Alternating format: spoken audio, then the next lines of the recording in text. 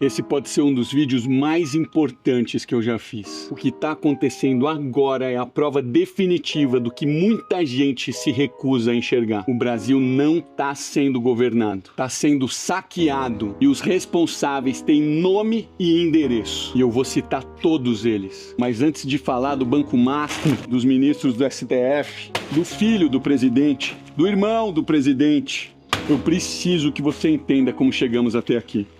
Porque esse escândalo não nasceu do nada. Ele é produto de um processo.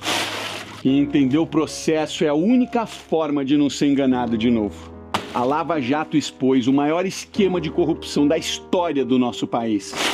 Deltan Dallagnol, um dos líderes da operação, veio no meu podcast falar sobre isso. Hoje é deputado federal, depois de ter sido destruído pelo sistema. Sérgio Moro, o juiz, virou réu. A Lava Jato foi dizimada. Por quê? Porque Bolsonaro entrou. E Bolsonaro se tornou a maior ameaça que esse sistema já viu. Não porque era santo e eu não defendo político. Eu só tô trazendo fatos, mas porque ameaçava o sistema. E quando você ameaça o esquema, todos que têm rabo preso entram em pânico. Criaram uma união jamais vista nesse país. Executivo, legislativo, judiciário, imprensas, artistas, academia, todos alinhados contra uma ameaça comum. Quando Barroso subiu no palanque e gritou que vencemos o bolsonarismo, era exatamente isso que ele estava querendo dizer. Lula foi descondenado e voltou à presidência. Com todos os ministros alinhados, com o STF do lado, com a narrativa do amor venceu. E 3 anos depois, a história se repete. Só que piorada. Agora deixa eu te contar o que está acontecendo. Daniel Vorcaro, dono do Banco Master, foi preso pela 2ª vez em 4 meses. Na primeira estava no aeroporto de Guarulhos, com jatinho particular em direção aos Emirados Árabes. Dessa vez, a Polícia Federal chegou antes do amanhecer na porta da casa dele. Quando abriram o celular, encontraram um grupo de WhatsApp chamado A Turma, uma milícia privada. Gente paga para monitorar jornalistas, ex-funcionários, desafetos. O chefe dessa operação, chamado de Sicário, recebia R$1 milhão por mês. 1 milhão por mês! Sobre o jornalista Lauro Jardim, do Globo, o Vorcaro mandou a seguinte mensagem: quero mandar dar um pau nele, quebrar todos os dentes num assalto. Sobre a empregada que teria ameaçado, tem que moer essa vagabunda. Esse é o homem que jantava com ministros, que entrava no Planalto do Palácio e que tinha o número de todo mundo no celular. E no mesmo dia da prisão, o Sicário foi preso. À tarde estava desacordado na Superintendência da Polícia Federal. Segundo informações, tentou suicídio. Agora deixa eu te fazer uma pergunta honesta.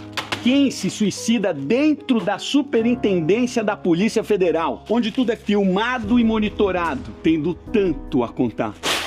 Alguém que conhece nomes, alguém que se abrisse a boca, levaria muita gente junto. Agora vem o que a mídia mainstream não tá colocando junto do jeito que precisa colocar. No celular de Vorcaro, a Polícia Federal encontrou 47 contatos ligados ao STF. O presidente do Banco Central, os presidentes da Câmara e do Senado, ministros do governo, senadores, deputados. E as mensagens mostram muito mais do que contatos. Mostram encontros, favores, combinações. Dias Toffoli e Vorcaro se encontraram ao menos 10 vezes, segundo o relatório da PF.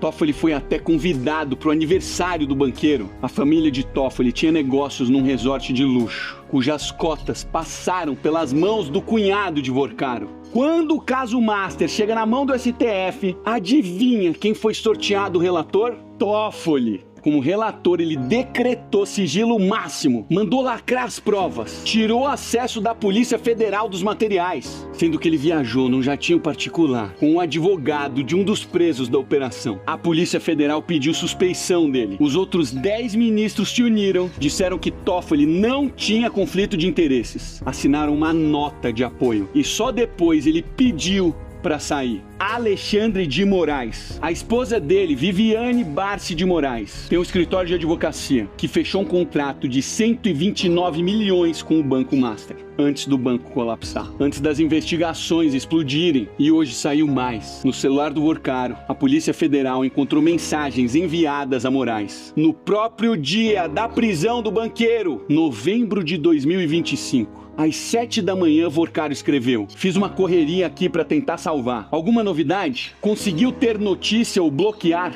Moraes responde na hora, mas as 3 respostas eram de visualização única, o tipo de mensagem que se apaga depois de lida. Não existe rastro. Flávio Dino, o mesmo que subiu no trio elétrico no carnaval fazendo L. O primeiro ministro comunista do STF, comemorado publicamente pelo presidente quando o ministro entra na corte. Esse mesmo ministro suspendeu a quebra de sigilo da amiga do Lulinha na CPMI do INSS, no mesmo dia em que foi aprovada. E aí ele diz com cara séria que ministro não tem lado político. Irmão do Lula, Frei Chico, vice-presidente do Sindinap, um dos sindicatos que mais desviou dinheiro do INSS. O esquema roubou mais de 6 bilhões de aposentados e pensionistas. 64% desse valor foi durante esse governo. O filho do Lula, Lulinha, aparece nas investigações do INSS com viagens pagas pelo operador do esquema, com 25 milhões de reais em movimentações suspeitas e uma mesada de 300 mil reais por mês, vindo de quem roubava aposentado. E não é a primeira vez.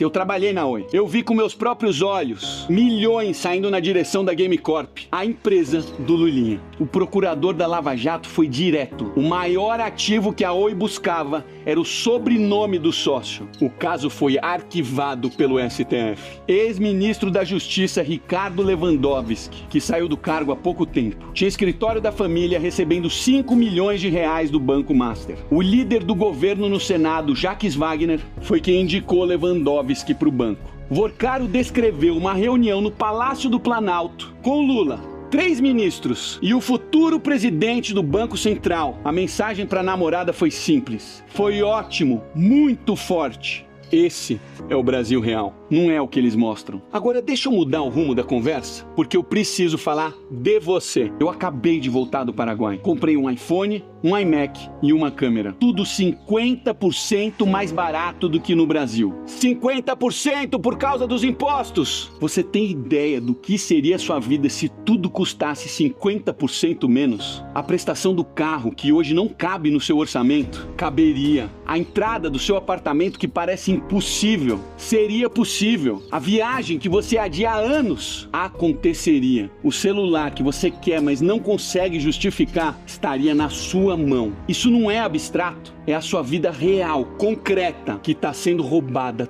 todo mês. E eles têm uma explicação pronta para isso. Chama-se justiça social. A esquerda abraça as minorias, aponta um inimigo, coloca todo mundo como vítima e vende esse sonho para justificar cada novo imposto. No governo Lula, um imposto a cada 37 dias. E esse dinheiro não volta para você. Ele vai para a máquina, vai para quem tá dentro, vai pro esquema. Enquanto isso, as empresas brasileiras sufocam. O Brasil tem uma das maiores taxas de mortalidade de empresas do mundo. Cada empresa que fecha é um emprego que some. É uma família que perde renda. É mais gente dependendo do Estado. Dependência é controle. A lógica é bem simples.